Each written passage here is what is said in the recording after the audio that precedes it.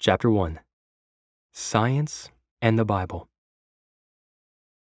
The Bible and Earth's free float in space. At a time when it was believed that the Earth sat on a large animal or a giant, 1500 BC, the Bible spoke of the Earth's free float in space. Quote, "He hangs the earth upon nothing." Job 26, verse 7. Science didn't discover that the Earth hangs upon nothing until 1650. The Scriptures speak of an invisible structure. Only in recent years has science discovered that everything we see is composed of things that we cannot see, invisible atoms.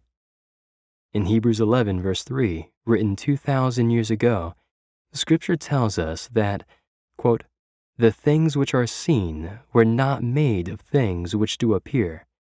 End quote. The Bible reveals that the earth is round. The Scriptures tell us that the earth is round. Quote, "It is he that sits upon the circle of the earth." Isaiah 40, verse 22. The word translated circle here is the Hebrew word chug, which is also translated circuit or compass, depending on the context. That is, it indicates something spherical, rounded, or arched, not something that is flat or square. The book of Isaiah was written sometime between 740 and 680 BC. This is at least 300 years before Aristotle suggested, in his book On the Heavens, that the earth might be a sphere. It was another 2,000 years later, at a time when science believed that the earth was flat, that the Scriptures inspired Christopher Columbus to sail around the world. The Bible and the Science of Oceanography. Matthew Maury, 1806 to 1873, is considered the father of oceanography. He noticed the expression, paths of the sea, in Psalm 8, verse 8, written 2,800 years ago, and said, quote, "If God said there are paths in the sea, I'm going to find them." End quote. Maury then took God at his word and went looking for these paths, and we are indebted to his discovery of the warm and cold continental currents. His book on oceanography remains a basic text on the subject and is still used in universities. The Bible and radio waves. God asked Job a very strange question in 1500 BC. He asked, quote, "Can you send lightnings that they may go and say to you, 'Here we are'?" Job 38, verse 35. This appears to be a scientifically ludicrous statement that light can be sent and then manifest itself in speech. But did you know that all electromagnetic radiation, from radio waves to X-rays, travels at the speed of light? This is why you can have instantaneous wireless communication with someone on the other side of the earth. The fact that light could be sent and then manifest itself in speech wasn't discovered by science until 1864, 3,300 years later, when British scientist James Clerk Maxwell suggested that electricity and light waves were two forms of the same thing. The Bible and Entropy. 3 different places in the Bible, Isaiah 51, verse 6, Psalm 102, verse 25 and 26, and Hebrews 1, verse 11, indicate that the earth is wearing out. This is what the second law of thermodynamics, the law of increasing entropy, states, that in all physical processes, every ordered system over time tends to become more disordered. Everything is running down and wearing out as energy is becoming less and less available for use. That means the universe will eventually wear out to the extent that, theoretically speaking, there will be a heat death, and therefore no more energy available for use. This wasn't discovered by science until recently, but the Bible states it in concise terms. The Bible and the water cycle. The scriptures inform us, quote, all the rivers run into the sea, yet the sea is not full. Onto the place from whence the rivers come, there they return again. Ecclesiastes 1 verse 7. This statement alone may not seem profound, but when considered with other biblical passages, it becomes all the more remarkable. For example, the Mississippi River dumps approximately 518 billion gallons of water every 24 hours into the Gulf of Mexico.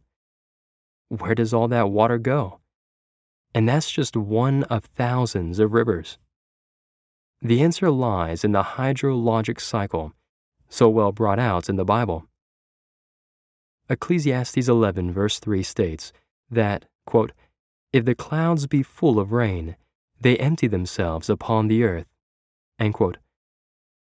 Look at the Bible's concise words in Amos 9 verse 6. Quote, he calls for the waters of the sea and pours them out upon the face of the earth. End quote. The idea of a complete water cycle was not fully understood by science until the 17th century.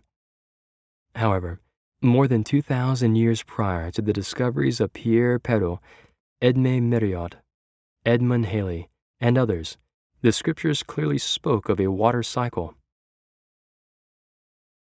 The Bible and the first law of thermodynamics. The scriptures say, quote, thus the heavens and the earth were finished, and all the host of them. Genesis 2, verse 1. The original Hebrew uses the past definite tense for the verb finished, indicating an action completed in the past, never again to occur. The creation was finished once and for all. That is exactly what the first law of thermodynamics says. This law, often referred to as the law of the conservation of energy and/or mass, states that neither matter nor energy can be either created or destroyed. It was because of this law that Sir Fred Hoyle's steady state or continuous creation theory was discarded. Hoyle stated that at points in the universe called airtrons, matter or energy was constantly being created. But the first law states just the opposite. Indeed, there is no creation ongoing today. It is finished, exactly as the Bible states. The Bible and ship dimensions. In Genesis 6, God gave Noah the dimensions of the 1.5 million cubic foot ark he was to build. In 1609, at Hoorn in Holland, a ship was built after the same pattern, 30 by 5 by 3, revolutionizing shipbuilding. By 1900, every large ship on the high seas was inclined toward the proportions of the ark, verified by Lloyd's Register of Shipping in the World Almanac. The Bible and meteorological laws. The scriptures describe a cycle of air currents 2,000 years before scientists discovered them. Quote, the wind goes toward the south and turns about onto the north.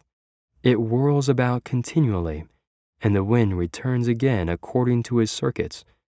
Ecclesiastes 1 verse 6. We now know that air around the earth turns in huge circles, clockwise in one hemisphere and counterclockwise in the other. The Bible and science.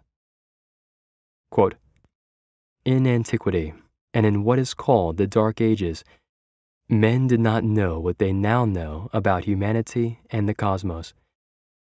They did not know the lock, but they possessed the key, which is God. Now many have excellent descriptions of the lock, but they have lost the key. The proper solution is union between religion and science. We should be owners of the lock and the key. The fact is that as science advances, it discovers what was said thousands of years ago in the Bible.